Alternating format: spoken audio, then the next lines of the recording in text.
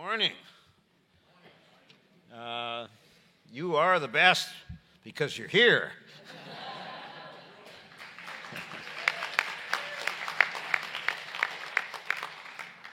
But besides that, you're very fortunate.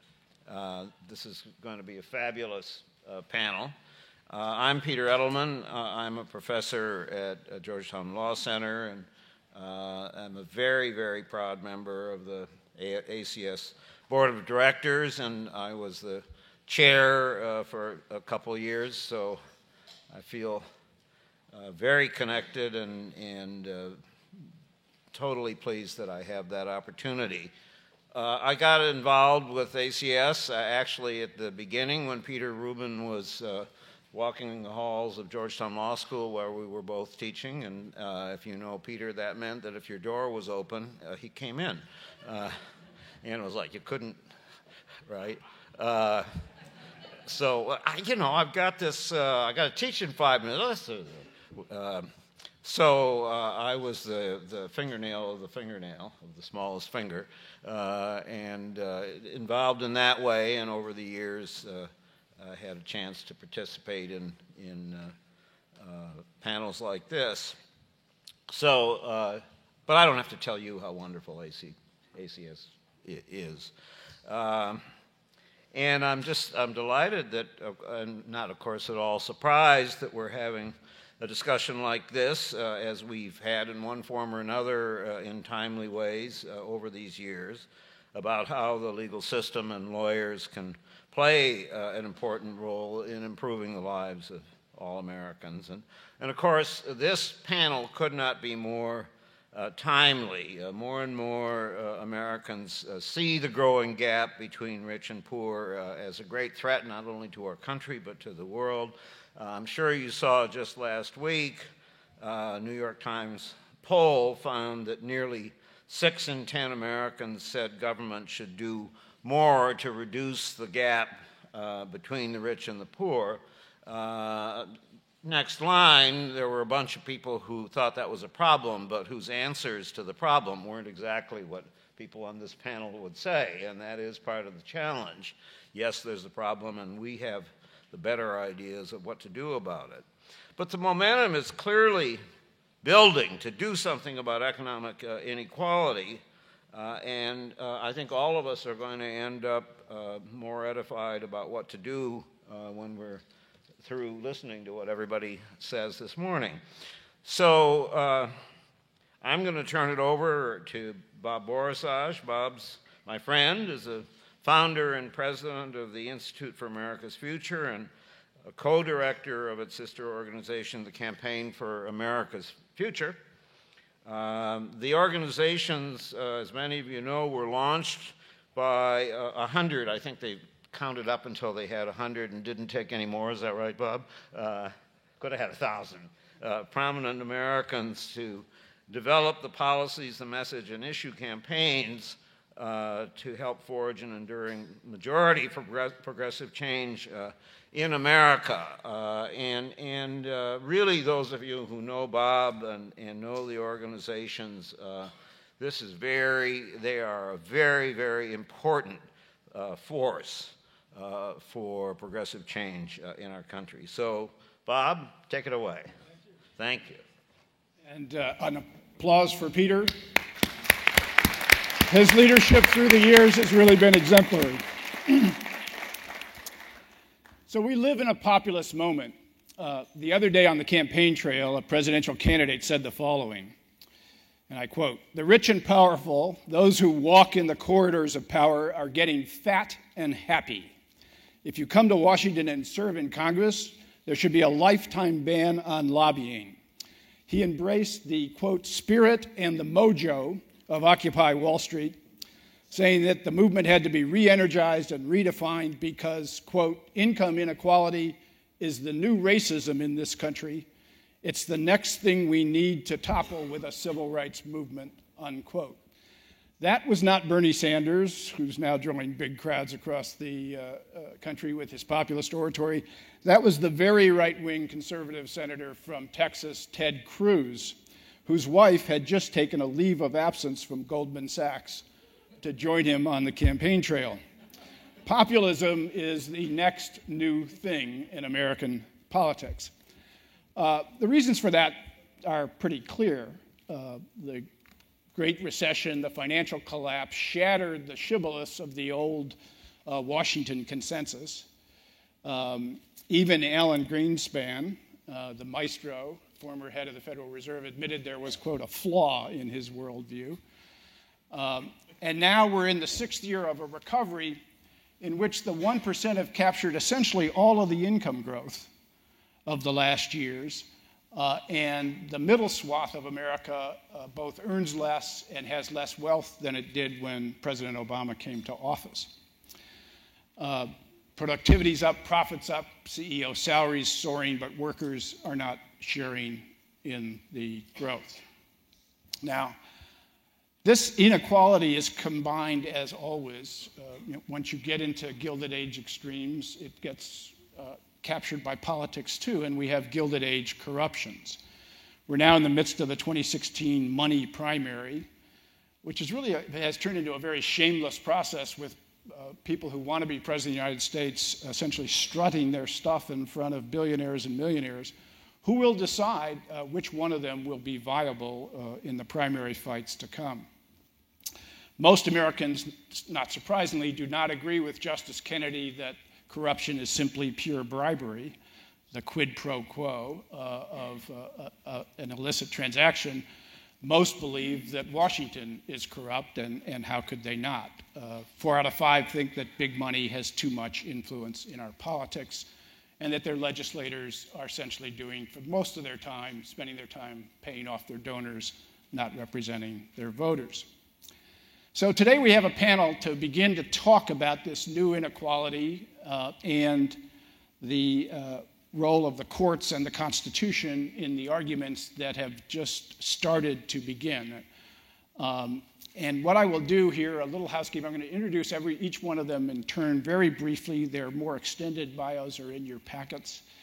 I'm going to give each of them an impossible task of talking for 5 or 6 minutes about an expansive subject, which would normally take them several courses, if not several days, to cover.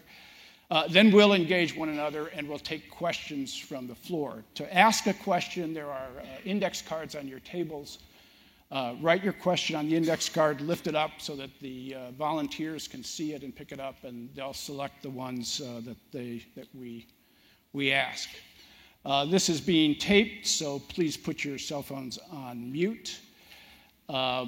If you want to Twitter, the ACS Twitter handle is @ACSLaw, and the hashtag is ACS15. Okay, first, it's a delight to introduce Heather Boushey. Heather is an economist, which may be the only profession that is less popular these days than lawyers. But she is an extraordinary economist. She's the executive director of the Washington Center for Equitable Growth, which is dedicated really to probing the question of inequality and what we can do about it, and a senior fellow of the Center for American Progress. And I've asked Heather to start us off by putting the new inequality in historic context. Inequality is a feature, not a bug of capitalism, so is the new inequality new, or is it just something that's been with us forever? Heather Boushey. Thank you. So you want me to say something now? I want you to say something now. Okay. Well, I thought you were going to introduce everybody. No. Okay. All right. Great. Wonderful. Okay. So I have a few slides because I'm an economist, and I thought I would add some visuals to the story that Bob was telling. And I actually cannot see the slides, but I can see. So you can go to the first slide. So there's a mirror there where I can kind of see. Okay. So this is like going to be. So I can't actually see any of the numbers, but I know pretty much what they say. But if I don't get them exactly right, please do not judge me. So I wanted to start off with this overarching slide that pretty much encapsulates a little bit of what Bob said. That over the past 100 years, we started off in a period of very high inequality where folks at the very top of the income distribution took most of the gains of economic growth, moved into a period where that was a little bit more broadly shared. They still got more than their fair share, but not as much of more of their fair share. And we're now back in an era that looks very much like where we were in the Gilded Age of the 1920s. Now, I was asked before, when Bob and I talked before this panel, he asked me to talk about Keynes and how this was related to how economists think about the economy. And I actually want to start with another economist whose name begins with K, which is Simon Kuznets. So Simon Kuznets is the man who brought us the national income and product account. So when you get that GDP number every quarter, he's the guy that put together the data to make that possible. He also did a lot of work looking at inequality, understanding what our national income was. And in the 1950s and 60s, when he was doing his groundbreaking, very important research, as you can sort of, if you look at that chart, that period where the folks at the top were getting the least, that's when he was doing his research. And he came to the conclusion that as our economy grew, incomes would be more broadly shared. It was groundbreaking economic research. He gave it at a conference like this, but for economists, with more of them with their calculators or slide rules at the time. But he made this argument very coherently, and it's sort of stuck in the brain of economists that as the economy grows, it will become more equal. Well, I'd like to go to the next slide. One of the implications of that economic idea was that politicians of his day began saying things like, a rising tide lifts all boats. If we can just focus on growing the economy, everything will be just fine. And what we need to focus on are just those poor people that we haven't quite let catch up. So it's about sort of pulling in the least among us, but as long as we grow, everything will be just great. A rising tide lifts all boats. So the second slide is median family income over the period from 1948, I believe, through to the present. And what you can see very clearly is that middle-class incomes grew quite sharply over the period between 1948 to 1979, and then something happened in 1980, and all of a sudden the picture changes. Now, I wondered for much of my life it was the eruption of Mount St. Helens. I'm from Washington State, and maybe that's what made the mountain kind of get its top blown off. It could have been other things, and maybe we can talk about that here this morning. But what you can see is that the world changed. And no longer, as we march forward, did the middle class see gains in incomes. Now, one thing that happened in the mid-1970s, early 1970s, there was another economist named Arthur Okun. He was at Brookings, and he wrote this book that was published in 1975 called The Big Trade-Off, Equity and Efficiency. And he made this beautifully crafted argument about how we needed to worry. If we were going to worry about inequality, we needed to really worry just as much about if we addressed inequality, would it hamper economic growth? So as you see that chart, and I think they've moved to the next chart, but this is the same slide, but now with low-income families, and I'll talk about that in just a second. But what Okun was arguing was that if we actually addressed inequality, it would hamper growth. We needed to worry about this trade-off. We could either have growth or we could address inequality. So that's kind of where we were in the early 1970s, and dare I say, the big question still facing us today. But as you can see from this third slide here, for folks at the bottom, and by the bottom, I mean the bottom third. So if this was America, 1 out of every 3 people has incomes today that are, exactly the same as they were in 1979. Which was a really long time ago. Now, middle-class incomes have grown about 5%, and we can go to the next slide, which actually adds income for those at the top. Now, this slide is not as dramatic as others you've seen, but because it doesn't have sort of the people at the very, very tippy top. But what this shows is that families at the top have seen their incomes grow by about 40% since 1979, families at the middle by about 5%, and families at the bottom, 0. Nada, nilch, nothing, like zilch, like nothing for those at the bottom. So we are in this era where the very, very top are getting an increasing share of economic gains, folks in the middle are not, and we're left with these economic arguments about whether or not addressing inequality is actually good for all of us, is it good for the economy, or is there this deep and profound trade-off where we can't really do anything about this? And now I'd like to go to my last slide. So this slide shows U.S. family income relative to U.S. productivity growth. So productivity growth is how much stuff we produce, stuff and services that we produce per hour. It is a measure of how well our economy is growing. And what you can see very clearly from that chart, it's like a big jaw opening, that it used to be between the end of World War II and the late 1970s that when the economy grew, family income grew at about the same rate. That changed along with the trends that I showed you earlier. And so I want to end with what I think is the very important question for this panel and for our economy and our society, which is that, is it true that if we addressed inequality and fixed this slide and made productivity gains and income gains grow together, that our economy would stop growing? Or is it the other way around, that actually we could be stronger if we actually addressed inequality? And actually, I will end with one little quote from today's New York Times, if you don't mind. So yesterday, as many of you know, I'm sure, the House voted against. I'll wait for a question, because it'll take me more. And this guy's got a sign here in front of me, but you can ask me about that later, Bob. Keep that and stop sign up. Yeah. Well, we're not going to answer that question yet. What we're going to do is different angles of vision on this question, and then we're going to come back to the discussion. And next, I want to introduce to you Ganesh Sitaraman. He is the assistant professor of law at Vanderbilt Law School and served as the policy director to Elizabeth Warren in her Senate race and later as her counsel in the Senate.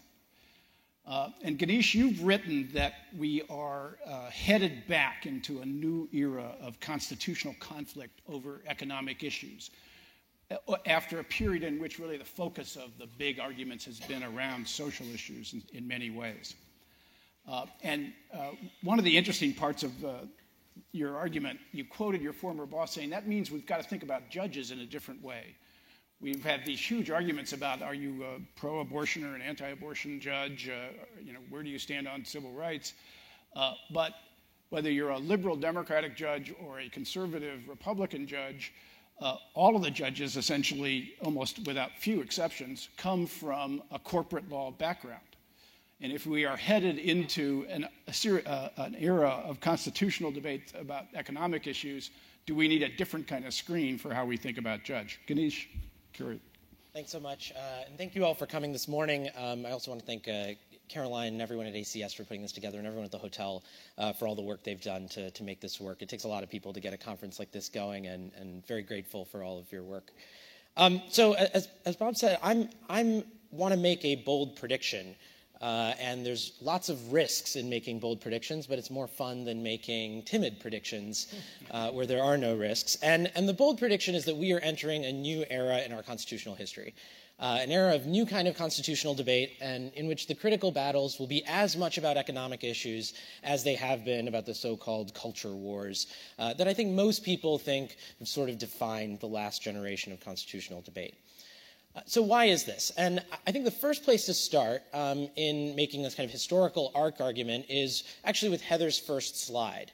And if you remember that slide, the arc that it shows and the kind of nature of how economic inequality has looked over time is we had a period in the Gilded Age in the early part of the 20th century that had a high level of inequality.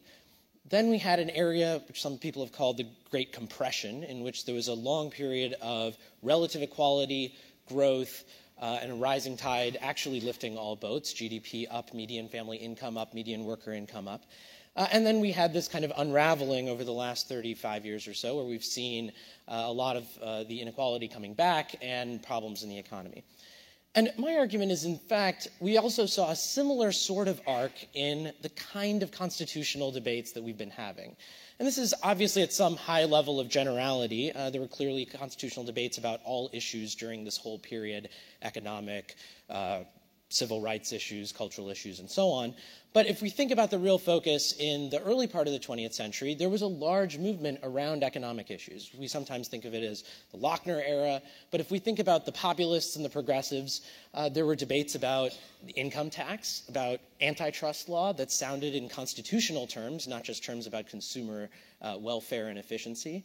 And there were debates about political power and how that was changing in that era. These were all constitutional debates we had that were fundamentally driven by economic issues. Obviously, the Depression happens. We have the switch in time that saved 9 in 1937, and then the creation of this kind of New Deal consensus in which economic regulation was largely settled as an issue in constitutional debate. And for the most part, over the next few generations, it's hard to imagine someone making a claim that the key focus was on economic issues. That was the defining feature of our constitutional politics. In fact, really that first era, most people would say, is probably more about civil rights. And then this next generation was more about what we sometimes think of as social issues, or some people call the culture wars. So if you look then at Heather's first slide, when we see this divergence, again, coming in economic issues and this rising economic insecurity, the collapse of the middle class, and so on, with inequality being back, my argument would be we should start seeing economic issues coming back to the forefront of our constitutional politics and our constitutional discourse. So one reason, the first kind of main reason, is we've had this shift in how our economy has changed, and our constitutional debates parallel the policy issues of the time and the things that we really care about as citizens and as people in our community. And so as economics is more salient, so too will the political economy of our Constitution be salient. A few more arguments for why I think this change is happening. The second is that we see changing generational attitudes. So with this change, you have a new generation of people who's defining aspects in their lives, and I think this is partly younger people and millennials, is actually the economic crash. I mean, the kind of job insecurity that you have finishing college, starting law school, finishing high school, is a very different psyche to bring to bear in the world than, say, people who grew up in the flush years of the mid-90s or in previous eras. And when you have these kind of different cultural experiences, it shapes how individuals act and what kind of things they prioritize. So I think generational changes on the economic side, but also on the cultural side, where we see young people having different views about these kind of cultural issues or social issues than their parents and grandparents did. And so these shifts, I think, should lead us to more focus on economic issues. A third big change, I think, has been that there's a wide number of quite sophisticated and smart people bringing constitutional debate into an economic area, or bringing economic debate into constitutional law, and most of them tend to be conservatives and libertarians. I'm very glad David's here with us, one of the sophisticated people working in this area, and I mean that. David's work is very smart and well researched on Lochner and a number of other things. But there's a lot of people who've been paying a lot of attention to this, and some of it's organizations like Federal Society and Cato and AEI. Some of it are individual scholars, Randy Barnett, Richard Epstein. But there are serious arguments being brought to bear on the relationship between economic issues and constitutional law, and most of them are happening on the conservative side. I think there's some happening among progressives and liberals, but maybe a little bit less would be my sense of it. And that is something that is changing how our constitutional law is operating. There's people thinking about this, working on it, and trying to advance in the constitutional space things on economic issues.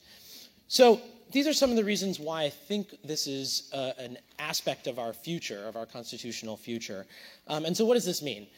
The first thing is quite obvious. We should spend more time thinking about this. This is the kind of thing that we need to focus on, that we need to draw our attention to and work on. That could be in a political context, whether that's campaign finance reform and so on, or on labor and workforce issues, or across a number of other areas. The second thing, as Bob suggested, is how do we think about personnel? And that could be judges, it could be people who work at the Department of Justice, it could be across a wide variety of areas. How do we think about the views of people when they're going to engage with economic questions? And I'll just end with a final quick thing. It's often said that when Franklin Roosevelt picked judges for the Supreme Court, he was picking people who he thought were going to uphold the New Deal, because that's what he was worried about. And it turned out all of those judges were defined in many ways by their views on civil rights. And that was the defining feature of their careers. If we're going into a new era in which the defining feature is going to be economic issues, maybe we should think about that as we think about who is staffing our courts. Thank you.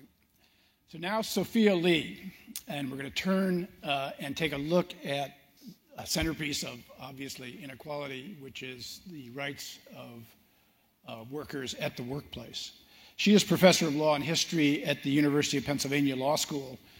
Her most recent book is The Workplace Constitution, From the New Deal to the New Right. I recommend it to you. And clearly, one of the central contributions to the new inequality has been the decline of labor. And one of the emerging areas of reform is around popular reforms to lift the minimum wage, to guarantee basic rights like paid family leave at the workplace. Professor Lee writes that most American workers do not have constitutional rights on the job, full stop. How did we end up there? And what are the strategies that might take us away from there? Professor Lee. I think this will both pick up nicely on the thread of Ganesh's comments about thinking about this new constitution in economic terms, in terms of the workplace, but also follow nicely in some ways on your opening quote from Ted Cruz, because I will be telling as much a story that offers some lines of hope as one that offers some lines of caution about the sort of political instability of the Constitution in the workplace, at least as a historical matter. So I think probably everyone here knows that unions have been one of the key ways that workers have successfully fought for better wages and job security, and have a big part in explaining the graphs that we saw earlier of a period in which there were growing income in the mid-20th century. But as probably everyone here also knows, unions today are almost as bad off as they were before the New Deal even happened. Today, there are about 1 in 10 workers who are in a union, down from the mid-20th century peak of 1 in 3. And I think you can't really assess what role the Constitution might play in revitalizing labor or in providing an alternative source of worker protection without understanding the role the Constitution has played in the workplace since the New Deal. And that history shows, as I hope to show you in a very condensed version of my book that may test my timekeeper, that history, I think, shows that the Constitution is an attractive but also a very vexed tool for securing workers' rights. So what is that history, again, in a nutshell? So during the mid-20th century, there were powerful movements, both on the left and the right, that used the Constitution to pursue two very distinct ideas of workers' rights. And this created great momentum for what I call the workplace constitution, this idea that workers would have constitutional rights on the job and in the union. And both these movements, what they shared was that they were responding to the New Deal's answer to poverty and inequality, or one of the key New Deal answers to poverty and inequality, and that was labor laws that gave workers for the first time the right to organize and required employers to bargain exclusively with a union that could show sufficient worker support. And the people who fought for these laws thought that what would happen after these laws were passed is that unions would spread to most workplaces in the country, and that they would bring not only increased wages and job security, but also a sort of mini democracy in which workers had contracts that gave them kind of quasi-constitutional rights at work, rights to speech, association, and due process. So the idea was, the sort of New Deal model was that instead of court-enforced constitutional rights, these constitutional values would be provided through statutes and through contracts. And so that it may be one reason that some of the economic constitutional talk disappears and sort of migrates into other fora, I think, in the mid-20th century. But these labor laws didn't incorporate all constitutional principles. And in particular, they didn't prohibit unions from discriminating on the basis of race. And some unions indeed used their newfound power under these laws to exclude African Americans, to segregate them, or to try to eliminate their jobs altogether. So civil rights advocates like Charles Hamilton Houston and labor leaders like A. Philip Randolph turned to the Constitution and to the courts. And what they did was use the Constitution to try to win African Americans access to this New Deal labor regime. Right? They wanted equal membership in the unions and access to these well-paying union jobs. As Charles Hamilton Houston said, black workers favored collective bargaining. They just wanted to be part of the collective as well as part of the bargain. I love that quote. So for them, really, the Constitution was a way to perfect and expand this New Deal labor regime and this New Deal plan for massive unionization. But there were also opponents of the New Deal labor laws, and they were busy pursuing what they also termed a civil rights struggle. And they adopted the sort of rallying cry of right to work, and pursued their own version of a workplace constitution. And they turned where civil rights advocates had turned to equal protection, they turned to the First Amendment and fashioned it into an anti-union weapon by arguing that it violated free speech and association for any worker to have to join or support a union.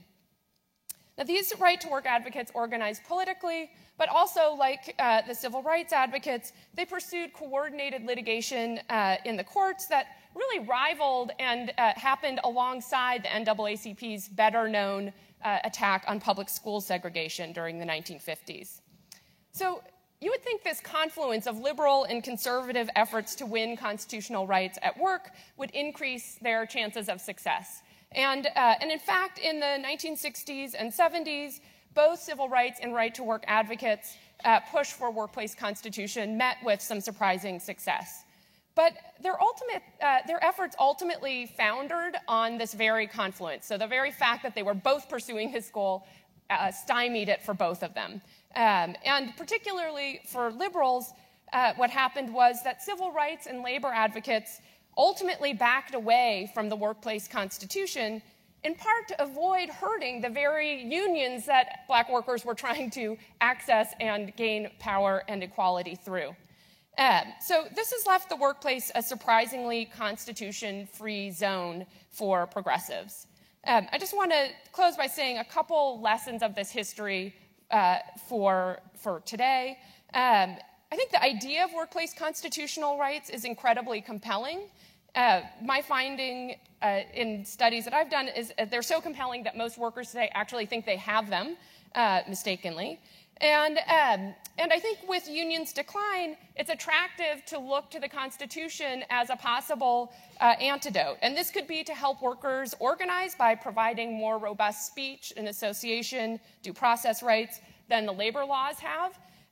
Or it could be, given the failure of the New Deal plan thus far, it could be to help workers, in the absence of unions, gain some of the security that these protections provide. But I think this history demonstrates that doing that would be very politically complicated. And I think the reality is that for progressives, this history has created a real skittishness around constitutional rights in the workplace. And the fact is there would be some real costs to resuscitating the fight for a workplace constitution. Because basically, whether it's in the public sector trying to strengthen those rights or trying to extend constitutional rights to the private sector, those efforts would also help right-to-work litigants. So I think thus far, progressives' response has been to defend unions and forego constitutional rights in the workplace.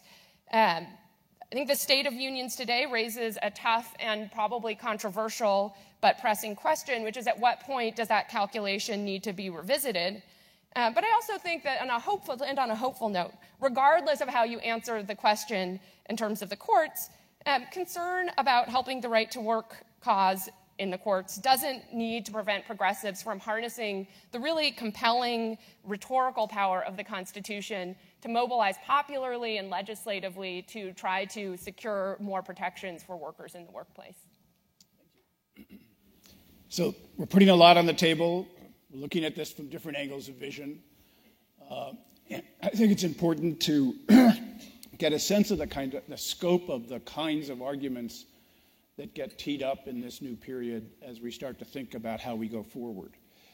The one thing we know about politics is that movement changes politics. President Obama said that to the top bankers that he stood between them and the pitchforks, and we kept waiting for the pitchforks. And then with Occupy Wall Street, with the Fight for 15, with the Dreamers, with Black Lives Matter, you kind of get a sense of a stirrings of a movement that may be helping to propel a different kind of argument in the country.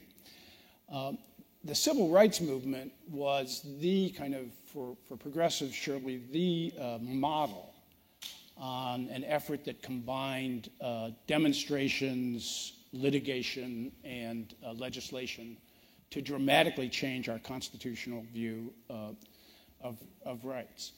And it clearly has lessons for us going forward. So I'm delighted to introduce Theodore Shaw, the Distinguished Professor of Law and Director of the Center for Civil Rights at the University of North Carolina Law School, who spent a quarter of a century with the NAA Legal Defense Fund. So, Professor Shaw, does the new inequality and these stirrings give us a sense of strategy? What are the lessons we can draw from the civil rights experience that might inform us going forward here? Well, first, let me just say how happy I am to be here with ACS today. And Caroline Fredrickson has been and continues to provide great leadership along with the board. So I'm just happy to be here with you. I often recall, many people do, the words of the great W.B. Du Bois in the early 20th century, in which he said that the problem of the 20th century would be the problem of the color line, and indeed it was. And that problem has bled over into the 21st century in spite of the efforts of many to say otherwise. And even this morning, the latest iteration of the issue of race is, the NAACP's local chapter chair out on the West Coast, and a question of race and her identity. The problem of the 21st century, I think, is clearly the problem of the class line, not only here in the United States, but around the world. The divisions between the North and the South, the haves and the have-nots. And here in the United States, we really don't have, I think, a constitutional purchase on the issues of economic inequality. And in fact, the jurisprudence that we've inherited up until now makes it very difficult to even have a discourse with respect to issues of economic inequality, with all due respect to those who are thinking otherwise and thinking about how to do that. I remember Charles Black. Those of you who either are of another generation or connected to Yale Law School or Columbia remember him. Charles Black was one of the lawyers who worked on Brown versus Board of Education. In his later years, he wrote about a constitutional handle on economic inequality, and he mused about the Ninth Amendment, which is an empty vessel, and whether that amendment could be used to address the problems of economic inequality, because it became clear to him, as it did to many others, that if we don't address this issue, the viability of our national pact, which indeed is protected and embodied, I think, in the Constitution, or it ought to be, will be up for question. My own view is that if we don't find a way to address economic inequality in the 21st century, at some point the social fabric will tear. I've been saying that for a number of years now. I'm not the only one saying it. Peter Edelman, of course, has been writing and thinking about these issues along with others in very provocative ways. I don't know what it means to say it's going to tear, but I just don't believe that we can continue to have this kind of economic inequality and still have people believing in not only the American dream, but the social compact.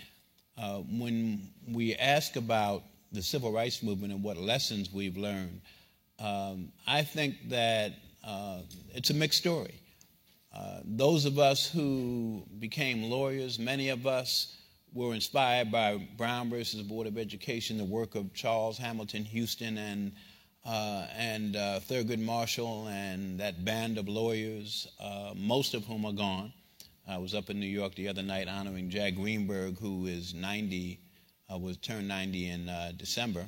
But Jack Greenberg is one of a handful. Bill Coleman and Jack Weinstein, about the only signatories, I think, who are left. I hope I'm not leaving anybody out. But that's such a great story. It inspired so many people to become lawyers, not only become civil rights lawyers, but progressive lawyers in all kinds of causes. And yet, if we really look at that story carefully, it didn't turn out the way many of us wanted it to turn out. Yes, great things were accomplished, but Brown versus Board of Education, as I often say, is hallowed but hollow, and the court has turned its back on that. And so the question of whether law is going to be a leading edge on these kinds of issues is one that I think gives cause for great skepticism.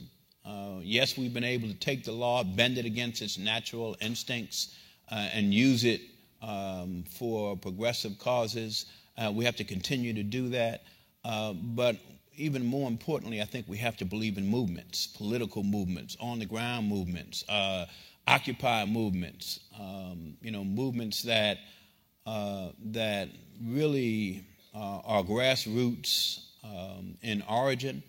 And the great irony in this country is that the issues of race historically have long been masked by issues of economic inequality in some ways. Many, or I should say they've masked issues of economic inequality. So many poor white people have long said, yeah, I think the internal discussion, I may be poor, but at least I'm not, and you can fill in the racial epithet. The irony now is that I think the issues of race are being eclipsed by issues of economic inequality in this country. Conservatives have been using class, for example, as a battering ram against affirmative action, saying, can't do race, you can do economic inequality, et cetera. So it's a new discourse, but there's a movement that has yet to spring into full force that has to be inevitable if it's going to force either constitutional or political or social change. And so I've been told to stop, and I will. Thank you, Professor. Obviously, this is contested terrain. When you deal with economic inequality, perhaps the most sophisticated work has been done on the right, and the most sophisticated strategies elaborated there. We're happy to have with us David Bernstein, who is the University Foundation Professor at George Mason University School of Law. His next book is entitled Lawless, the Obama Administration's Unprecedented Assault on the Constitution and the Rule of Law, which will be published this fall. We asked him to say, okay, if we get not just a small majority conservative court, but a 7-2 or a large majority on the conservative court, what are the ways conservatives would start to address or use the court system to start to address the new inequality and to respond to it? David. Thanks so much for the American Constitution Society for having me here. As you've already heard, to sort of play the role of the skunk at the garden party, and I hope to do so well. I'm going to represent basically the conservative and libertarian position on the topic at hand, which is a little hard to do, first of all, in 5 minutes, but also has a wide range of views. And I'm more on the libertarian end of things, but I'll refer to the sort of general right-of-center position as we and our, just for simplicity's sake. So let me start off by saying that we often don't find economic inequality, income inequality as such, especially problematic. Mark Zuckerberg is worth tens of billions of dollars because he created something that people like to use, and it's even free. And who cares, right? He's let them be worth tens of billions of dollars. We'll all get this great free service. I just read somewhere that 600 million Chinese have been lifted out of poverty since 1989. Now, China used to be very equal. Everyone was poor. Now it's unequal. Is that good or bad? Well, I think it's good that 600 million people are out of poverty. I'd rather have that sort of inequality than not. So inequality per se is not inherently problematic, but we do see many people misusing the political process to gain wealth by suppressing competition, wealth that comes not from gains from trade, which is good because everyone benefits, but from exploiting the power of government to one's advantage and stealing from other people, basically, and that's bad. So the question is, how might this mentality manifest itself in future Supreme Court opinions? with the caveat that the Supreme Court itself can't do all that much about inequality without the political system supporting it. So let me provide a few ideas. First, the Supreme Court might overturn the Kelo decision, the eminent domain case that allows the government now to take private property for private purposes, give someone's property to a big corporation. In Kelo itself, it was Pfizer. This abuse of eminent domain is widely known. The NAACP was on the side of the challengers there as really having a disproportionate negative impact on poor people, especially members of minority communities, and it benefits big business, yet it was the conservative justices who dissented and the 5 more liberal justices who allowed that to happen. Second, the court might be somewhat more skeptical of complex regulatory schemes. I'm not saying that you should be against all regulation. Obviously, we all have our issues where we think the government needs to step in, but just recognize that the more complex a regulatory scheme, the more easy it is for, say, the Walmarts of the world, the big businesses of the world that have lots of lawyers on staff to comply, and the more difficult it is for some high school graduate who has a good entrepreneurial idea to compete. They all have to obey the same rules, but Walmart has the lawyers on staff to tell them how to do it, and the little guy does not.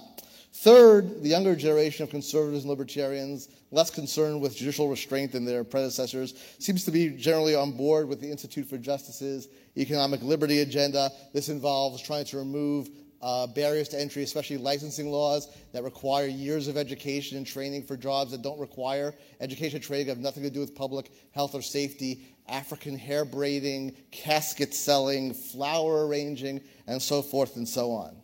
Fourth, it's been the conservative justices and judges in state courts who tend to be more protective of school choice programs. I don't need to tell you, I'm sure in this audience, about the dismal prospects that people who grew up in poor areas tend to have in public schools, and yet it's been when these school choice programs are initiated and then challenged in court by entrenched interests, it tends to be the more conservative judges who vote in favor of them and the more liberal judges who do not. Fifth, and here, I wouldn't be playing my role here if I didn't say something in my talk that at least some of you will find outrageously provocative. So here it goes.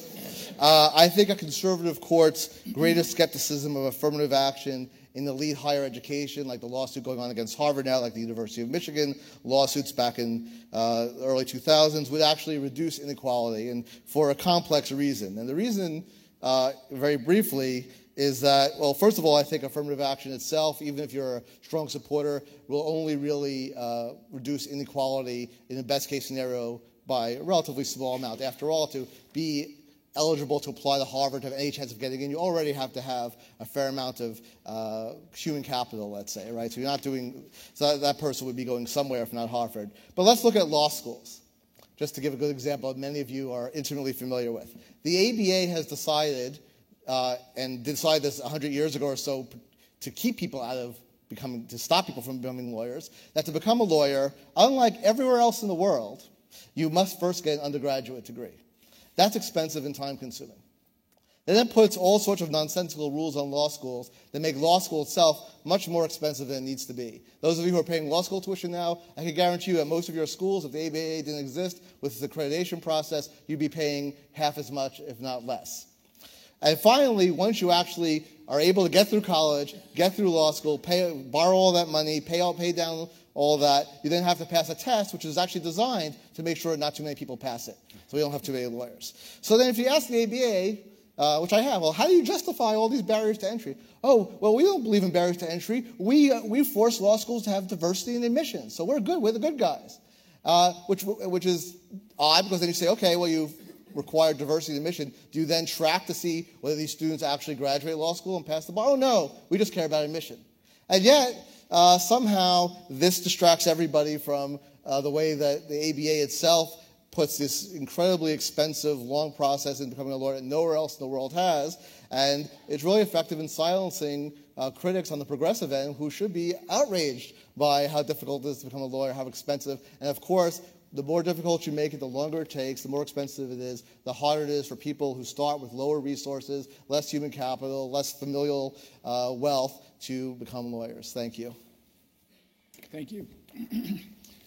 Finally, one last look, and this I think is one of the more challenging of our presentations. William Forbath is the Lloyd Benson Chair at the University of Texas Law School, where he also serves as Associate Dean.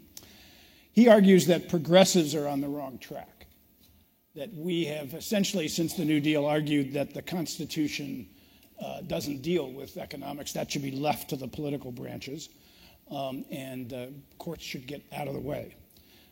And he suggests that we've got that wrong, and I think it's an argument that everybody has to hear, because I do believe this is, if we're going to deal with this new era, we've got to start to encompass some of his arguments.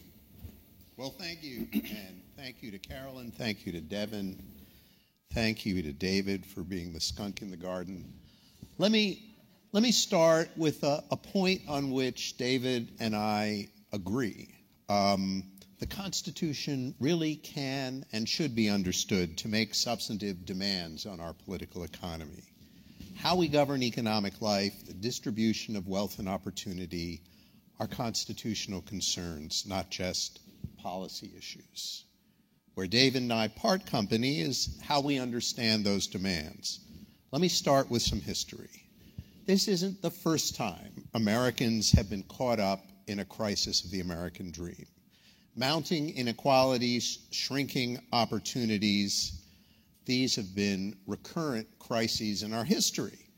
The difference between the many past moments of crisis and this one is today only the right wing is talking about the constitutional dimensions of the crisis. Only the Tea Party, only the Ted Cruzes, and the right wing of the legal academy are working on what we call, and what has been called for centuries, constitutional political economy. By contrast, in each past crisis from the start of the Republic through the New Deal, all sides were making claims on the Constitution, right? No one doubted that constitutional principles were at stake in battles over banking, over labor, over trade. The question was which way they pointed. So throughout the 19th and early 20th century, waves of reformers reckoned with crises in the nation's opportunity structure and responded with constitutional claims. The claims varied and changed, right? But the core of these arguments across these many, many decades was we can't keep our constitutional democracy, our Republican form of government, without two essentials. Without a constitutional restraint against oligarchy, and without a political economy that maintains a broad middle class accessible to everyone. Notice that neither of these two basic precepts resembles the one that Ted alluded to a moment ago, that there has been, right, some amount of work on the part of liberals and progressives over the past few decades with regard to economic issues. It's concerned the poor. Heather mentioned the same point from a different angle. To the extent that we progressives have addressed the constitutional, right, side of inequality, it's been with regard to the bottom. The tradition I've sketched for you so far, and the one I want to sort of urge us to reinvigorate, reinvent, re-explore, was addressing the top and the middle. And with regard to the top, it said that there is a constitutional peril in the ways in which an economic elite can convert its economic power into political power. They called it oligarchy. They called it a moneyed aristocracy. They called it plutocrats. They called it economic royalists. But in each instance, in each generation, they called it a constitutional problem. And in regard to the middle, the idea was similar. So, take a familiar example in some, if not in all Con Law 1 casebooks, but in many. Think of Jackson's bank veto. Jackson, right, rested his veto in part on equal protection. It was an equal protection idea before the Equal Protection Clause. But the phrase and the idea were there. And the nub of his argument was that, right, the bank, right, charter fostered a moneyed aristocracy. It was what he called class legislation. It enabled a wealthy elite to secure a greater and greater grip, not only on the credit of the nation and the currency of the nation, but on the polity as well. Right? And it undermined what he called the humbler classes, the producing classes, the middling sorts, putting their economic fate and well-being in the hands of that elite and spurring booms and busts. This was, in his regard, a constitutional problem warranting a veto. Right? So it's striking that Jackson's laissez-faire, and make no mistake, Jacksonians were laissez-faire. They were the seedbed of outlooks like David. But their laissez-faire was always not laissez-faire for its own sake, but laissez-faire because they believed that was, in their day and time and according to their economic lights, the best way to secure what they forthrightly called a broad equality of condition, not just formal equal opportunity, but what they, again, insistently and in modern terms, talked about actual equality of conditions and opportunity. Fast forward, since I have only 1 minute left, right? I'll skip the New Deal. I'll take you right to the present. What does this mean for the present?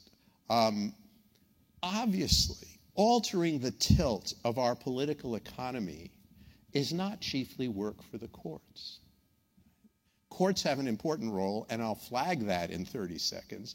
But first, let me underscore I couldn't agree with Ted more that the main work for addressing severe economic inequality in our day and age, as in every past one, falls on social movements, secondary associations, and lawmakers in the executive branch. In the past, the Constitution was theirs no less than it was the courts. In the past, the most sophisticated constitutional arguments about political economy and many other things unfolded in Congress and even in the union halls and lecterns of movements like the populists. It's flabbergasting to read the length and depth of those constitutional arguments, and they were about political economy. So let us imagine, right, that the wheel turns, right? Congress begins to enact certain new measures to address, let's say, the enfeeblement of unions. Congress may, have to pass muster in the court. The court has made it inescapable that we begin to look anew at Sophia's subject, the Constitution in the workplace, because the court has rekindled the old Lochner era in cases like Harris v. Quinn and other cases coming down the pike about the agency fee for collective bargaining. The court is beginning to constitutionalize anew the right to work, the right-wing right to work. Scott Walker, who may occupy the White House in the near future, is determined to constitutionalize and nationalize the right to work. So willy-nilly, the courts, in cases like the current crop of right-to-work cases, in cases like Citizens United and its progeny, in cases like Sebelius, the Obamacare case, again and again, the court is beginning to inflect its decisions with a rekindled conception of individual economic liberty. It will be important in the lower courts, in the briefs, in the public sphere, to remind the court and ourselves that there are constitutional values on the other side. What's missing in each of those cases is the argument and the popular and historical memory of a moment which included the genesis of some of those laws. So, for example, the genesis of the law that the court strikes down in the American tradition case out of Montana comes out of a constitutional moment and tradition in which bringing down oligarchy was a constitutional commitment that the Montana citizenry enacted in the law that the court strikes down. So a constitutional counterweight in favor of a different conception of economic liberty and a different conception of constitutional political economy sits, right, silent and waiting on the other side of all the challenges present and future to robust economic reform. Thank you. Okay, now we want to mix it up a little bit. I assume we have less time than we planned, 20 minutes. But I would like to get each of our panelists to have a chance to interact with each other. And so I'm going to try to step back. Let me just start it off, though, by asking Heather one thing, which is in previous eras of great inequality, we had huge debates about economics and how we thought about the political economy. After the New Deal, we ended with a belief in Keynes and in growth, and that we could use fiscal policies. We didn't have to take on the top. We didn't have to deal with monopoly. We didn't have to, we didn't have to control corporations or worry about wealth so much. Is the debate changing among economists now, given what you started with, which is we got growth and we've still got inequality, and that's clearly growth is not the answer? Yeah, definitely. I sort of noted in my notes as Ganesh was talking about, I think that about a new generation. Certainly you're seeing a new generation of economists who are asking different questions. So the obvious one to point to is Thomas Piketty, who is, as I keep sort of reminding myself, actually a year younger than me. So definitely I would say we're next generation of economists who, through the use of a lot of data, which we didn't traditionally have access to, which is sort of one of the new things on the, out there, is that economists now have access to all of this data that we didn't have access to before, using it to ask new questions. And one of the things that we see, because we have so much more new micro data, you actually can understand inequality and some of the bigger issues we're talking about. It's not just in the realm of theory. You can actually sort of dig into the data and look at it. And that has actually pushed a lot of younger scholars to ask big questions and to say, wow, once you actually start looking at the data, it doesn't fit our hypotheses about how the arguments were that the economy worked. So I think we are seeing a lot of people asking new questions, and also sort of seeing this, inequality has been rising for so long now, and all of the natural checks on that, just that they're nice in theory, but they don't show up actually in practice. And so I think a lot of economists are wondering, why is that the case, and what is the intersection between that and politics? And I think actually a lot of the things that William talked about on oligarchy, I have been to probably hundreds of econ meetings at this point where economists are like, well, inequality is rising, we don't really know what to do about it, but we think there's something about politics there. So I feel like there's a lot of new questions.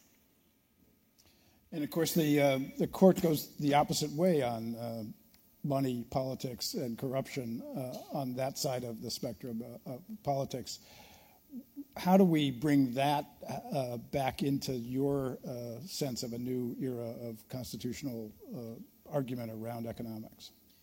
Well, so I think a number of us have touched on different aspects of this, and one part of it is how the Constitution is not just something that exists in the courts and in briefs, that it exists in the executive branch and the legislative branch. It exists at meetings like this, and it exists out in our cities and in our states, and whether that's in union halls or in coffee shops and bars, the Constitution is there with us too. And a big part then of the conversation is, how do we bring this kind of discourse about whether it's oligarchy or the political power of entrenched interests.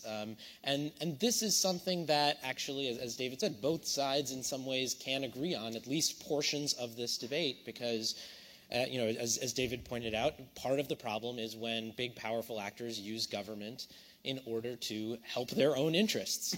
And that's bad, and that's something that many people can agree on multiple sides. And so I think there's space here for this conversation, but it is something that has to be mobilized, because the big difference, obviously, as lots of scholars and all of us sort of understand, is we have a collective action problem where a diffuse group of people who are injured by this have a harder time getting political change than very concentrated interests that can hire lobbyists and fund the kinds of things that help government in this way. So it really is about our action, both at the level of debate and conversation, but also mobilization through the political process. Go ahead. Let me encourage you to just can I make step a comment up. on that? Just so to continue that conversation, I mean, one of the things that, so the little New York Times quote that I was going to pull out was actually about the trade debate, which I think touches on that. One of the things I've been wondering, all of you legal scholars here, so we're having a debate about trade. The Democrats, hobbled that yesterday, and the debate was, President Obama and the people that were pushing the vote yesterday made this argument about whether or not we wanted China to set the rules of the game on our trade with Asia, or whether the United States would be doing that. But in reality, is it when we say the United States, in this forum of how international trade is adjudicated, it's not democratically accountable to people here once we sort of start these trade agreements. So I mean, I have these questions, like when we're thinking about the big economic questions, a lot of it is global. So they're not really U.S. constitutional issues. They have these bigger governance questions that I would be curious if any of you, but if you want to connect the dots between inequality and governance, I think you have to be thinking, you have to think about the economy globally. So how does that affect some of these constitutional questions? All right. You want me to take a swipe at that? Go ahead. So first, in an historian's hat, right, the trade debates were constitutional debates a century ago, right, and more, a century and a half ago, right? The tariff, right, was a constitutional debate. It was sort of that era's question of free trade versus various forms of protection.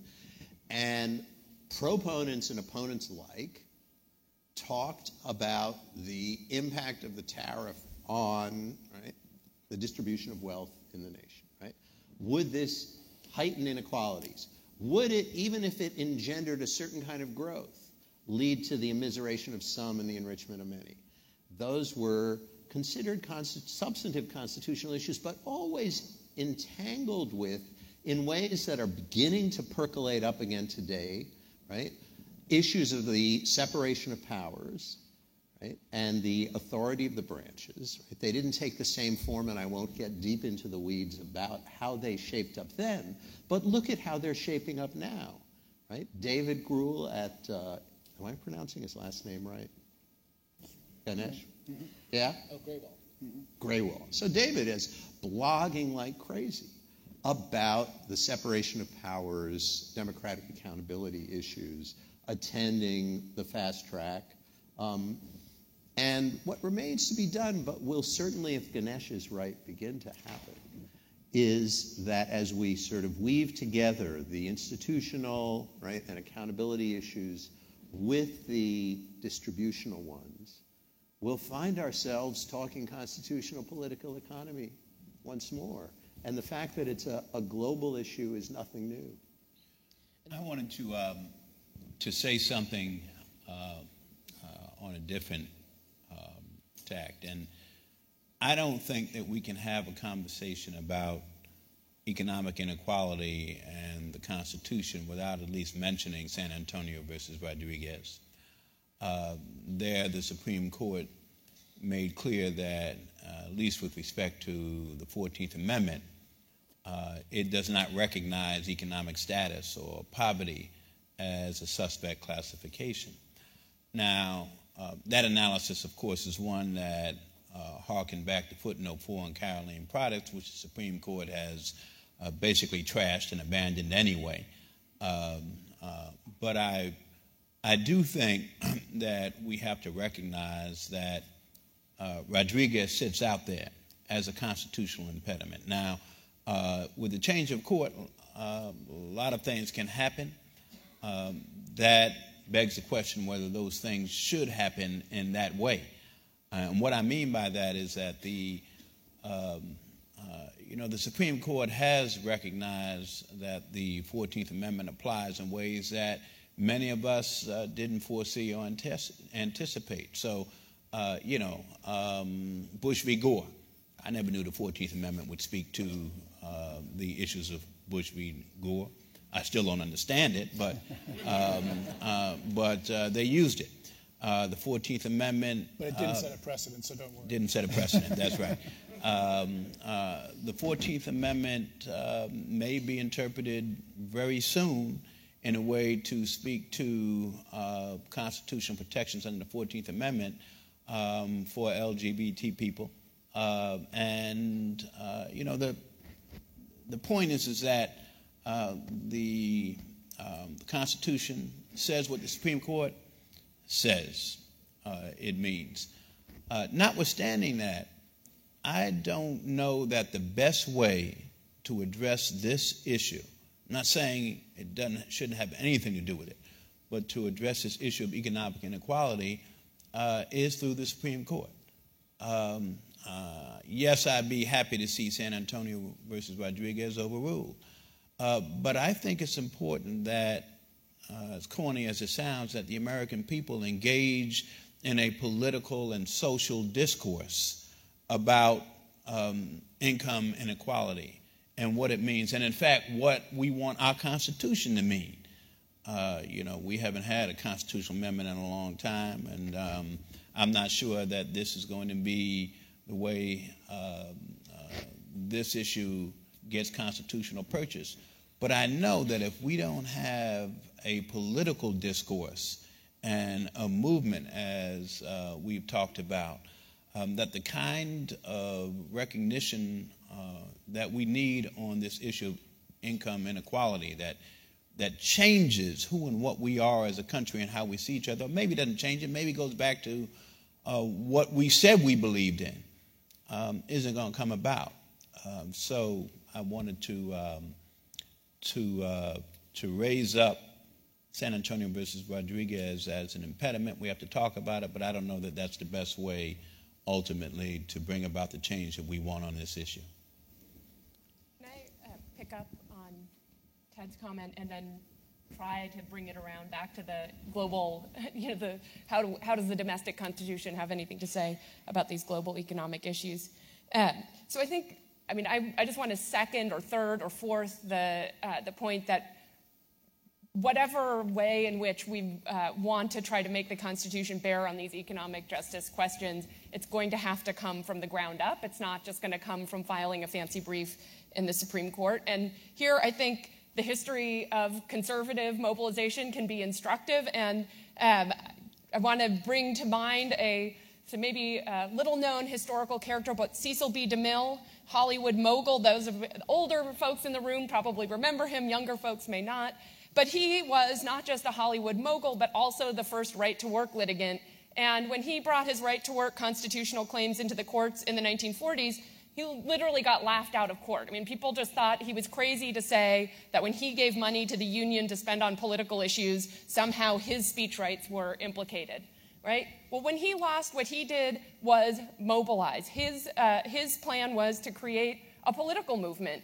His view was the way you changed the way the court saw these claims was to go out and change the way the broad public thought about these claims, and then use that to change the way city councils and state legislatures and ultimately someday maybe Congress thought about these claims, and that would be the path to changing how the Supreme Court thought about these claims. And I would say it worked out pretty well for him. I mean, that's why we have the cases that Willie's talking about now, in which not only is the court saying this kind of political dues raise First Amendment issues, but maybe having to support a union at all does as well. So I think clearly it has to be about a broader strategy than just through the courts. But to somehow bring that around to the international question, one thing I've been thinking about listening to everybody's comments, when conservatives wanted to organize against the Warren Court, they turned to the structural Constitution, and they turned to, into looking at the scope of Congress's enumerated powers. And this is why David, has to say he's a libertarian and doesn't necessarily agree with conservatives on everything.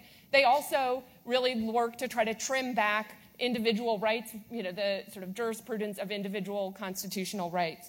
And so listening to everyone, I've been pondering whether, similarly, is the progressive constitution of the economy going to be one that is primarily structural, that's going to be about the scope of enumerated powers, or one about rights? And to the extent it is one about structure, is it going to be one that inherently, seeks to curb the court's rights jurisprudence or not? What role do rights play in this constitution of economy? So my addition to all this will be that one theme in my historical work, which I'll now bring into today, is that people talk about the lockdown era, they talk about the big business or the rich versus the poor, the people versus the interests. The problem is that any kind of strategy that you want to try to reduce inequality, there isn't the poor and the wealthy. There are different groups within them, and they often have conflicting interests even within their class. So, to give you an example, back during in the aftermath of Hurricane Katrina, George W. Bush, who was then president, suspended the Davis-Bacon Act, which requires the payment of prevailing wages, and was enacted by Congress in 1931, I think, to protect union jobs from competition on federal projects during the Great Depression. And Bush suspended this, and progressive members of Congress went crazy, and there was a terrible uproar, and then he restored, by executive order, prevailing wage. What was the big complaint? There were Latino construction workers, immigrants, coming from all over the United States to New Orleans and vicinity to rebuild things.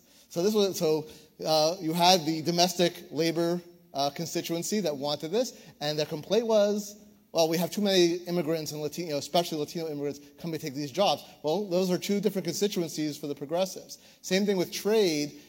When you have these trade issues, some workers will undoubtedly lose their jobs to Malaysia. I heard some Democratic congressman, forget who, was saying that, we don't want our jobs being shifted to Malaysia. That's itself a problem for progressives, because the Malaysians are a lot poorer than we are, and query whether you should be proud that you're depriving some person who's living on $1 a day of maybe making $1.50 a day if you have the trade deal. But even if you avoid that, I don't know how many of you have ever been to Dollar Tree. We love going to Dollar Tree. Everything's $1.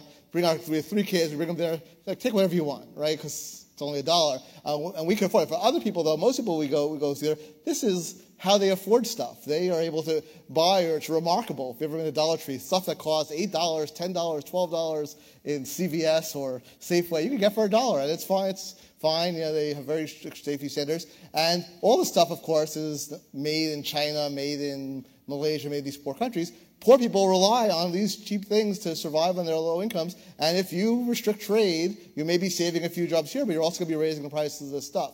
Which is not to say there's an easy answer to where you draw the balance, but it is to say, well, as poor people on one side, we have to help them, doesn't really resolve the issue, because you'll have both among the the middle, whatever class you take, contrary to Marxist theory, there are tensions within those classes, and people have different interests within them, and you can't just assert we have the poor, we'll figure out how to help them. So one of the themes that's coming out here, which I think is really important for us to think more about, is Willie and I both referred to political economy. Heather noted that economists are thinking maybe there's something to do with politics here. And Sophia just said about structure and rights. And so if you think back to James Madison and the Federalist, one of the views that they had was that structure can actually protect rights. And so you maybe don't even need a Bill of Rights in the initial debates over the Constitution, because you have structures that will be protective of liberties. And one of the things we tend to have lost is this sense of structural thinking with respect to some of these issues. And part of it is particularly as we get very technocratic in thinking about economic issues especially, we just lose politics altogether.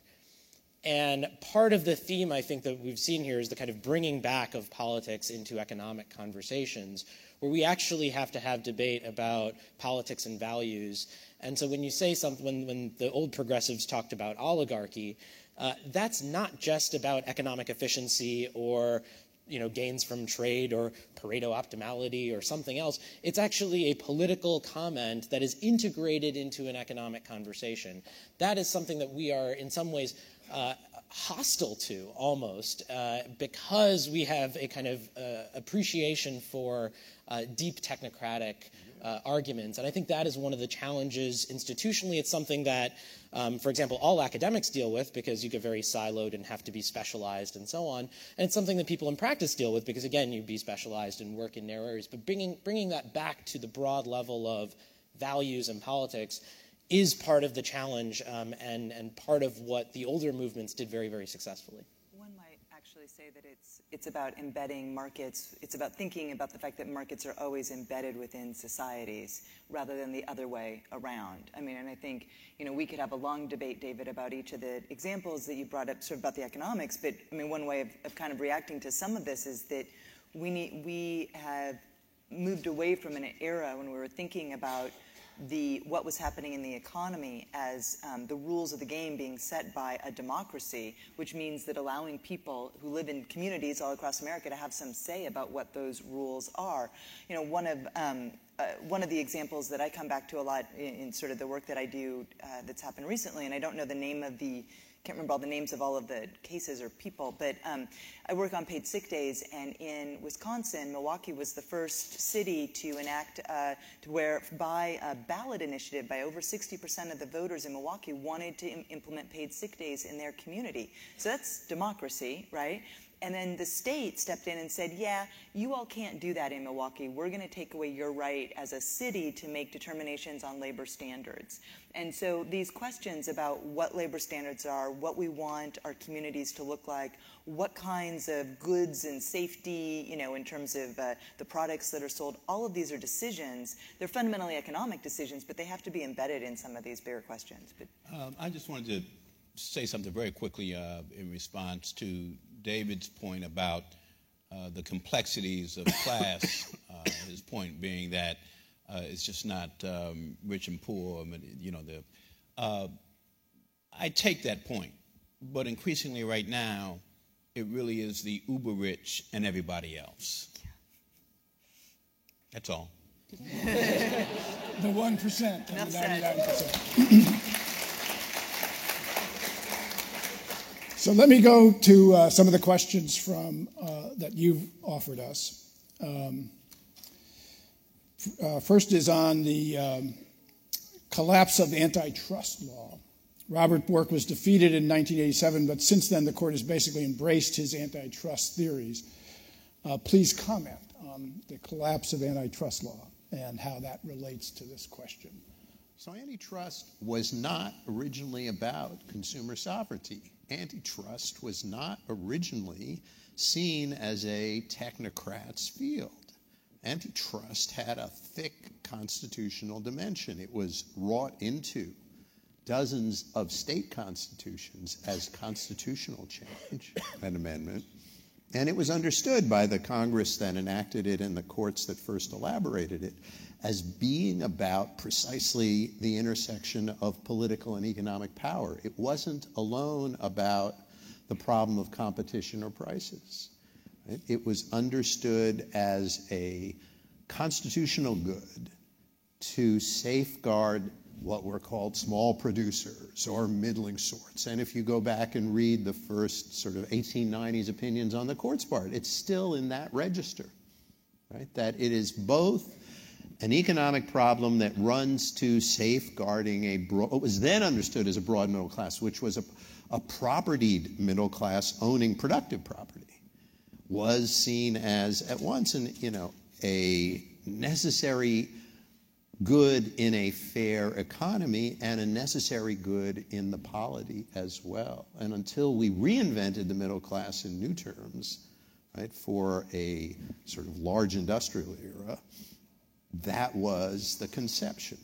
But for the longest time, antitrust was seen as playing this dual political and economic role. And that is, I think, as Ganesh suggested, a new way of thinking about structures. It's not just when we talk about structural arguments, we're talking about relationships between the branches. We need to remember that when we're talking about structural arguments, we're talking about the economy and the polity, and get that back into constitutional conversation. So why aren't conservatives campaigning on antitrust? You know, the political theme is crony capitalism. Certainly markets need competition. Large trusts, monopoly is a violation of that.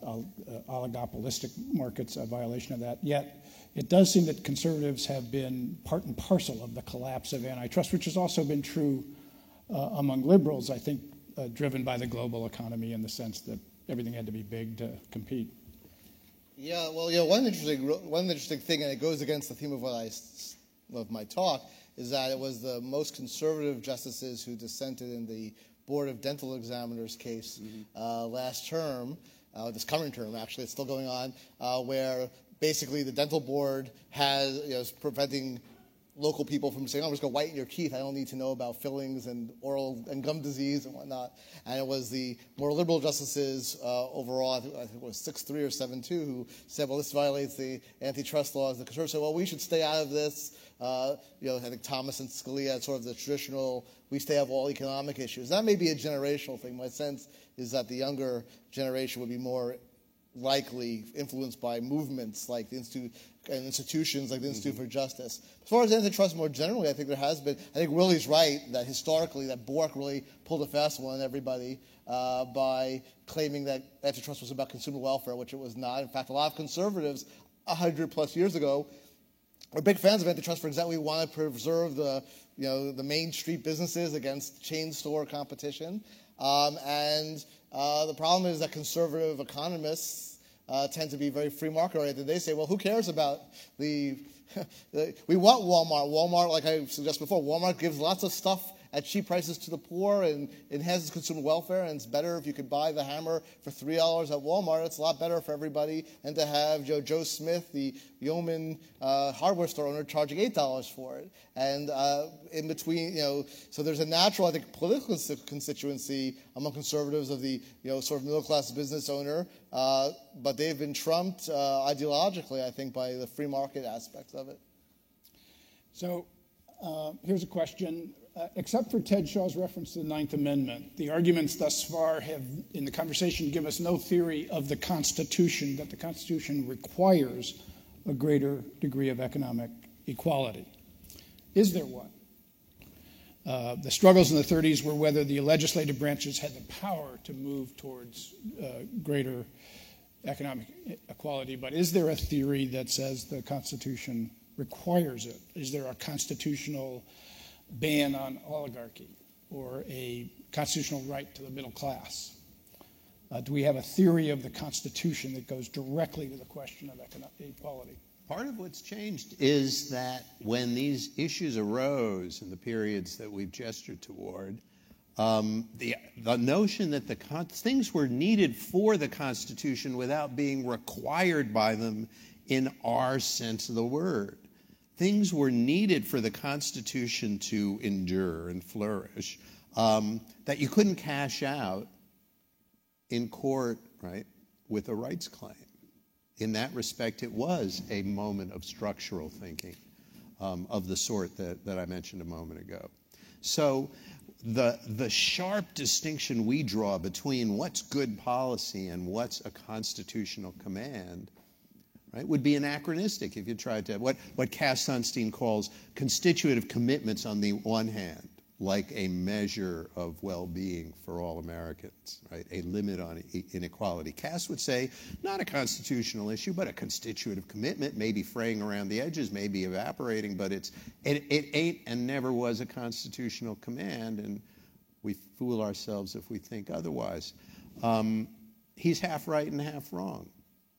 He's right that it never was seen as something you could take to court. You could inflect your doctrinal arguments with it, and they did, and the court is doing so today on the right. But we'll never, right? I mean, but they were serious when they said that the Constitution requires it in the sense that at a certain point, not just will the social compact break, the Constitution will break. It is just not the case that you can have limitless inequality and limitless gulfs and still have a Republican form of government, still have a Republican citizenry. That's constitutional bedrock, even if you can't cash it out with a claim in court. So it ain't required in that sense, but it's no less indispensable. Yeah, I'm struck by Roosevelt's 44 speech coming out of the war, where he carefully phrased it. In a modern society, we have come to accept an economic Bill of Rights as central to our constitutional order. And it was, I think, the argument that you've been trying to make, this broad, and he detailed the economic Bill of Rights, but this broad constitutional claim, not so much that he was amending the Constitution literally, but that he was framing this at a constitutional level to both bolster his argument and to ground it in our experience. And I think it may be that's where we've got to start resuscitating this. Someday it'll come to court. So to answer that, a question asking that question, if income inequality is a constitutional issue, what kind of cases should be thought of to have the issue addressed by the courts?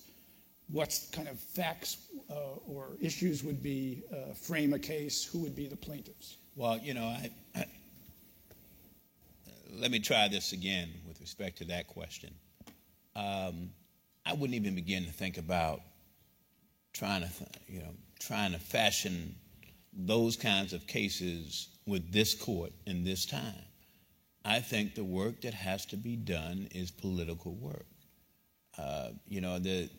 I think the question isn't going to be whether the Supreme Court is going to do something that leads the way on the issue of income inequality. I think the question is whether the Supreme Court's going to get in the way of political and other efforts to do something about income inequality. But this notion that the Supreme Court, going back to Brown, is going to lead the way with respect to equality issues, whether they're race, whether they're income, et cetera. I mean, it's a very tempting paradigm, given what happened in Brown. It was a great accomplishment. It was a great moment. But I think that paradigm is deceptive in many ways. We have got to have movements and political change. I've often said that litigation without, being grounded in political movements are like ships without water. They're not going anywhere. They're not going to have any lasting effect. There are dozens of statutory interpretation, questions that go to income inequality that can easily be inflected by some of these constitutional concerns. But it's not going to be a square sort of right to a minimum wage. It's what we lawyers do. We have a question directed at you, David. You spoke about what you would hope to see from a Supreme Court with a strong conservative majority. We'd be interested in knowing what you would most fear in the realm of inequality from a strong liberal court. It's a good question. That is a good question. And I should say that I was more speaking predictively. I have sort of more mixed views of affirmative action than my remarks might have suggested, but conservatives tend not to. What would I fear? I think, overreaching in a way that is counterproductive from everyone's point of view. And this is, I'll say another thing that will strike some of you as outrageous, but the way that desegregation went in the North and Midwest was gone about by the federal district courts with the busing orders, which resulted in the white middle class fleeing to the suburbs. Now, of course, you could say, well, but then they should have created one big district. When there's sufficient political opposition to anything the court wants to do, eventually there'll be a counter reaction, either politically or people will find a way of opting out, right? And it's hard to imagine, for example, the Supreme Court ever saying you can't have private schools, especially since we have a 100-year-old precedent almost saying that you have to allow the existence of private schools. So I think that there was a lot of very good motivation behind the attempts at integration. I wish they had been more successful, but the court was acting contrary not only to the vast majority of white public opinion in the earliest to mid-'70s, but also studies I've seen there was even mixed opinion among African Americans about it. So you didn't even have the base saying, yes, we need to go. A lot of people didn't like their kids being bused from wherever they lived to the neighborhood across the town where the kids weren't necessarily going to be nice to them. So I don't know what the specific example that might come up would be of what the liberal court might do, but I think that my advice would be that for a successful social movement, Ted is absolutely right. You have to have the political support underlying it. If the court tries to go too far ahead of public opinion, there's always a backlash, and sometimes you wind up in a worse position than when you started from your own point of view. There's some of what David just said with respect to school desegregation that I wouldn't take issue with. But there's another conversation that we could have, and this isn't the time and the place, about the role that the courts played and didn't play with respect to school desegregation. The court could have played a much more helpful role and supportive role. The court turned around on Brown. But that's another conversation.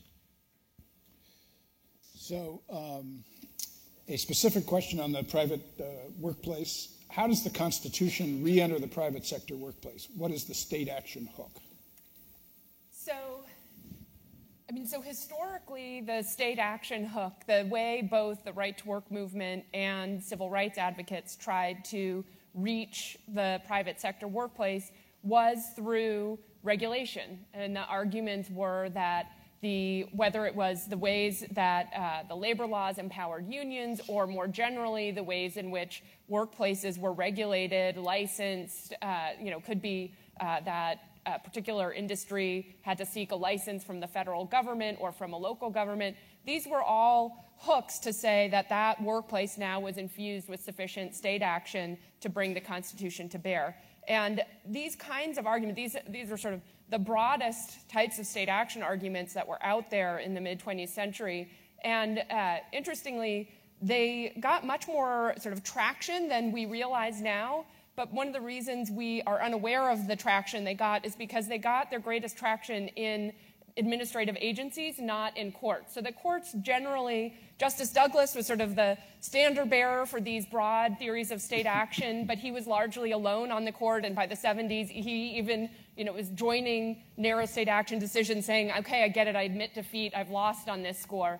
But if you look at what's happening simultaneously in the 60s and 70s in administrative agencies, the NLRB, National Labor Relations Board, the Federal Communications Commission are both adopting these kinds of theories of state action to say we as government actors who are in some way overseeing, licensing, empowering these private entities, we have a constitutional obligation to ensure that they aren't using that power in unconstitutional ways. And maybe they also, by virtue of this sort of government involvement, have those constitutional duties as well. And both the NLRB and the Federal Communications Commission, in part based on these kinds of constitutional theories, adopted anti-discrimination policies, essentially on the sort of on the assumption that they were avoiding constitutional problems that would arise if they didn't bar, say, broadcasters or phone carriers like AT&T from discriminating in employment. Can I ask you, Sophia, do you see the current efforts to constitutionalize certain workplace issues like the Hobby Lobby case, like efforts to hold sexual harassment laws unconstitutional in the First Amendment as a parallel modern situation?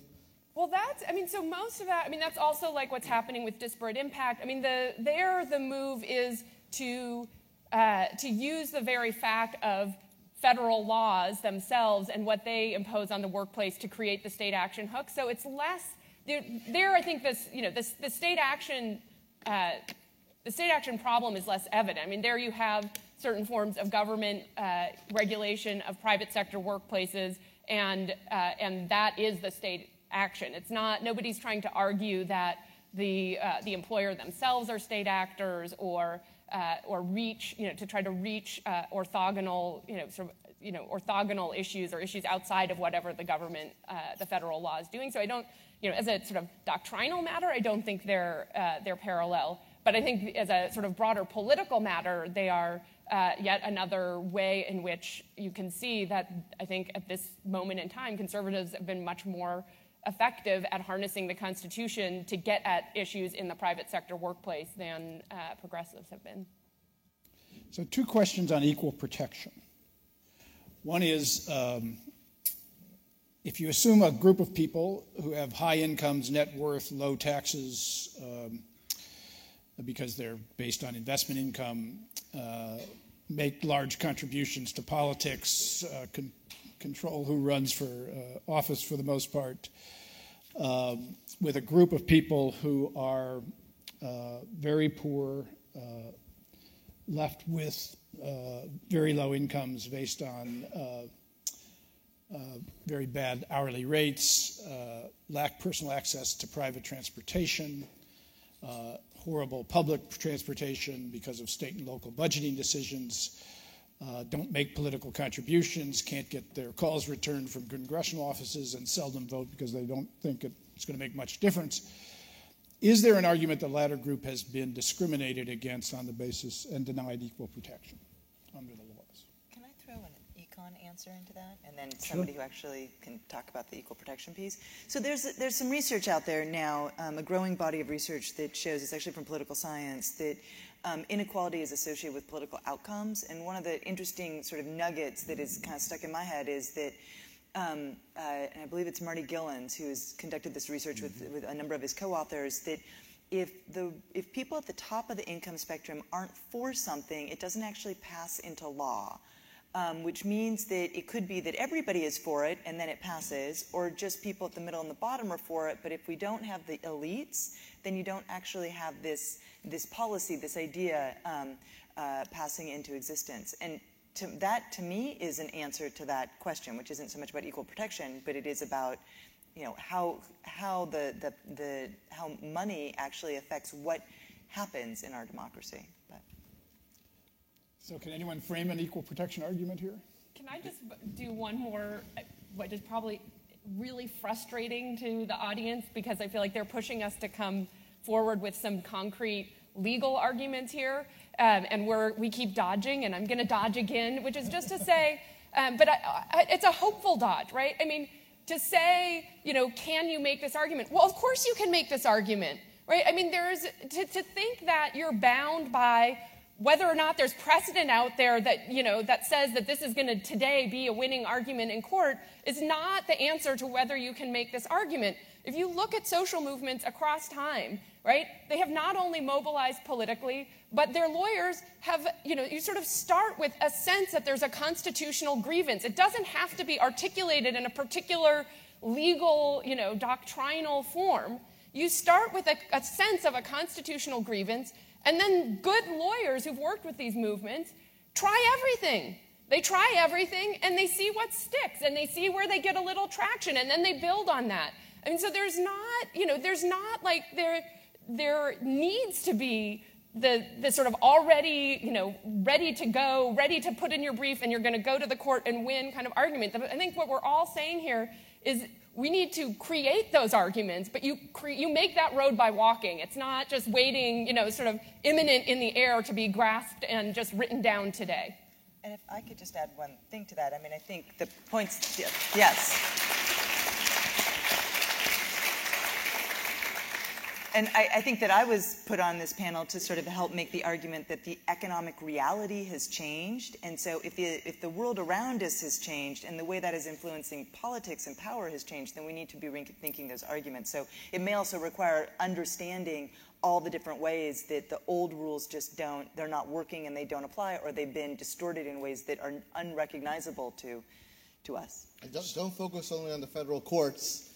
San Antonio versus Rodriguez is not the law in about 25 states, because 25 states have said there has to be equal funding for public schools. I'm not sure how much it's helped, but so you could have a natural experiment there. You guys control California. It's a very large state,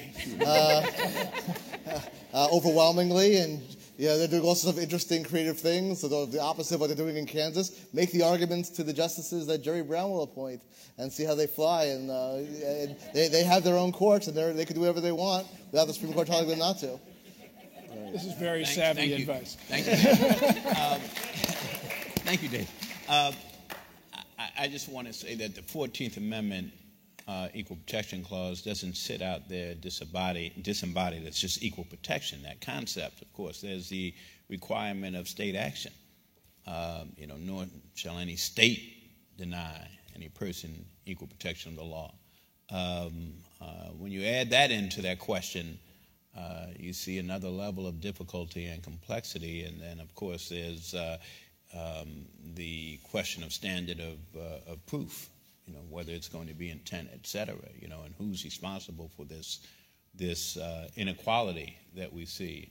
So I'm not trying to be a party pooper on these issues. I'm trying to, this is as somebody who's litigated equal protection cases for decades and understands more than I care to understand about the difficulties in making these arguments successfully. And again, bringing these arguments before this court at this time,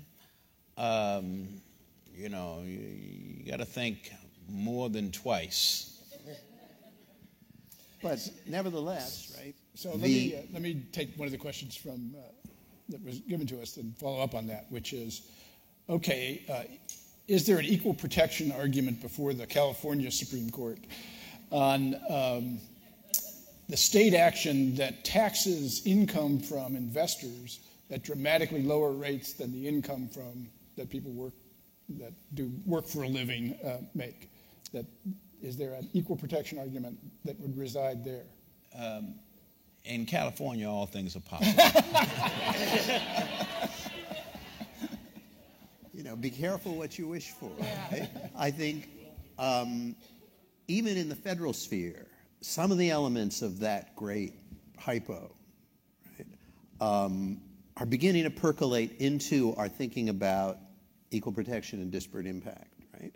Disparate impact may not be long for the world in the form that it presently has, but already in Congress and in the Equal Employment Opportunity Commission, we're seeing forms of economic disadvantage, right? Like bad credit rating, right?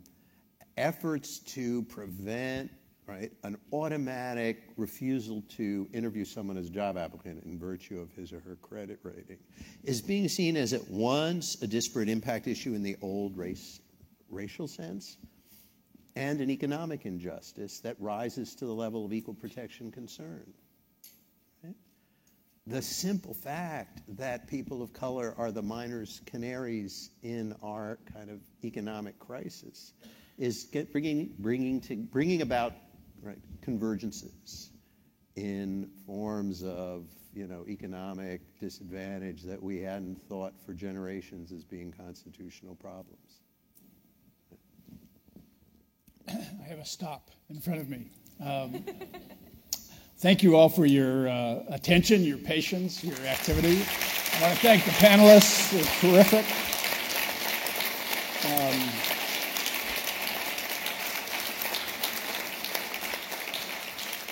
Needless to say, this is the beginning of a discussion, not nearly the end of one.